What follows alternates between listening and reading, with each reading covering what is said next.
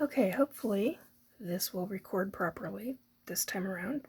I've had to adjust some things, so hopefully the sound will come across okay. This is part 4 of a 6-part series. Here we go. Hopefully. Hopefully. Okay, so moving on from there, at approximately 7, 8 years old, I had a traumatic ET experience that, as a psychic kid, put a gigantic fear factor into me, and I had what I could only classify as a reptilian. I've since talked to a couple of different people, well, more than 2, but one specifically where I described ET, and they told me approximately what race they thought ET was. But I will always think of this female ET as a reptilian. And it traumatized me so badly because of how they looked, that I was in my bedroom at the time, and I had climbed up on my bed. This was the middle of the night. This was not me waking up from a dream. This was me being brought back from an ET abduction. And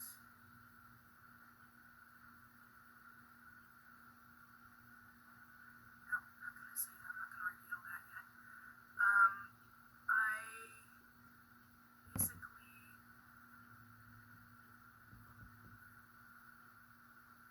saw their entire body, and I freaked out so badly that I screamed and screamed and screamed and screamed. And when my mom came in, when the door opened, the ET literally went straight, totally invisible. But I knew she was still standing there. And she watched, and I just screamed, and I could not stop screaming. And my mom was trying to comfort me. And she was asking me what was wrong. And she said, did I have a bad dream? And I was pointing over at a specific spot off my bed and saying, monster, monster, monster. And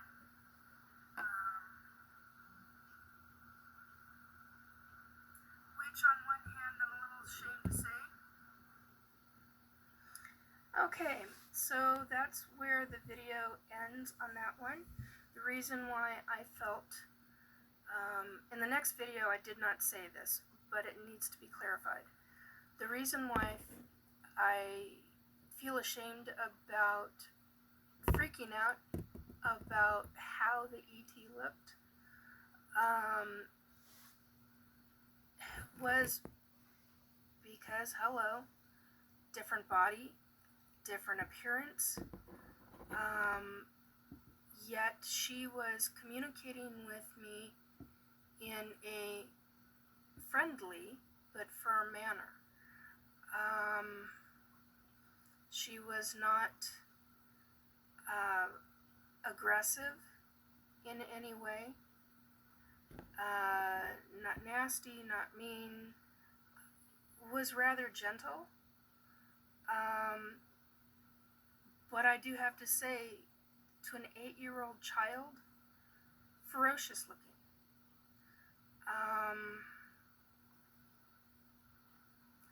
Just truly ferocious looking. So, the way I believe and think of ETs now,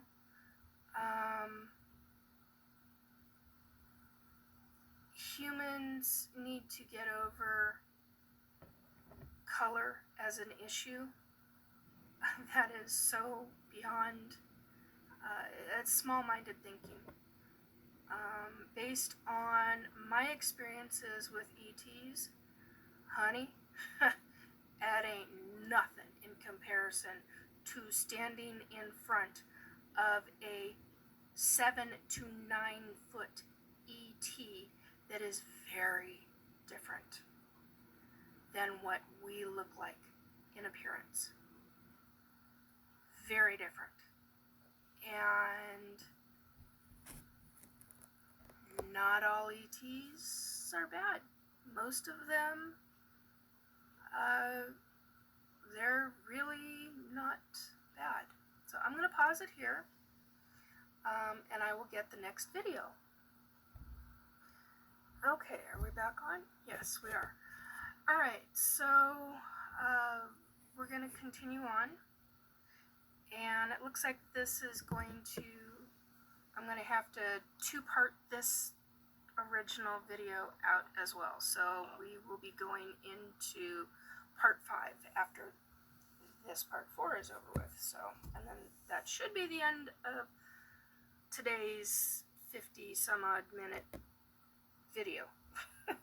So, or an hour long, however long it was. So anyway, here we go. Okay, and that's where I have to pause it and fast forward for a moment. Okay, I'm finally at that point. Here we go. So, as I was saying, Mom walked in and I'm screaming my head off. I'm in the bedroom. I was talking about a memory at about 7, 8 years old. I believe I was 8. And an ET was in my bedroom. I had just been brought back from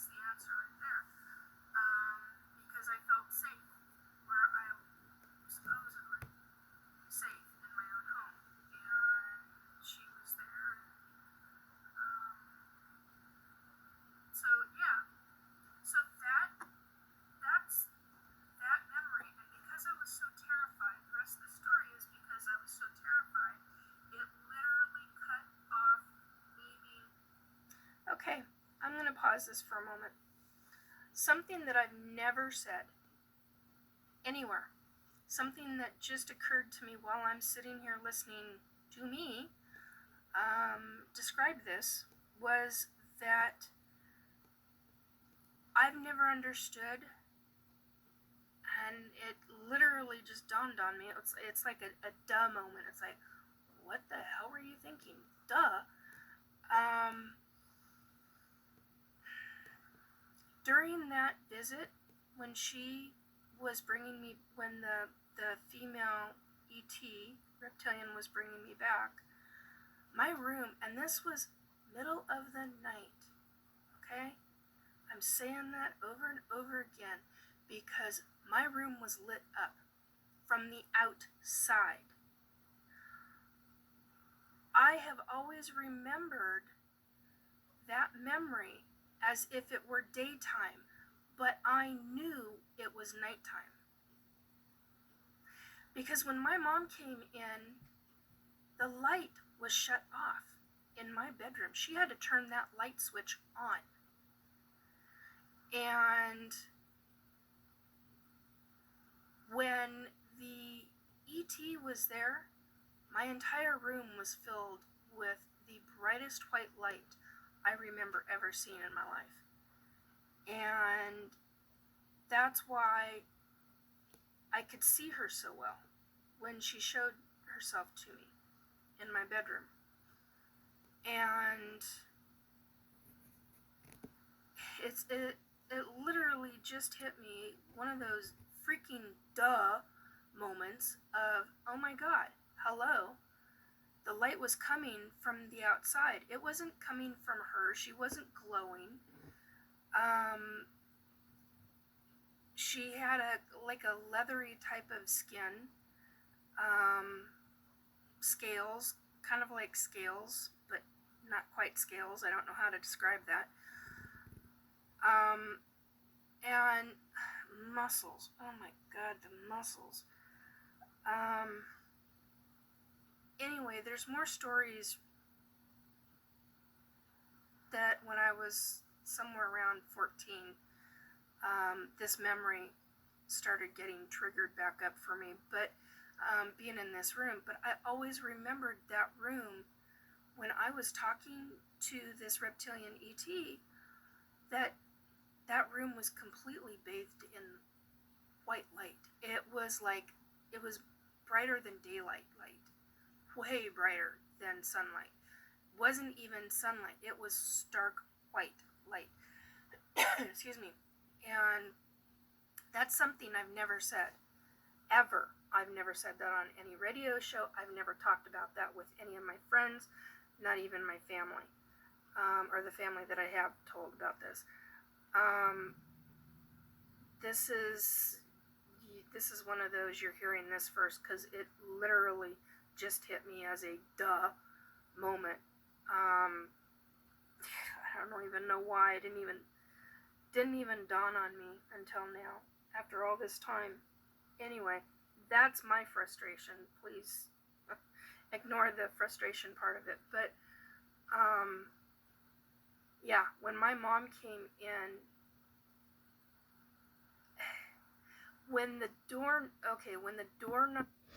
Okay, I have to pause it there. I will rewind it a bit, but I need to stop this section 4 and move on to section 5.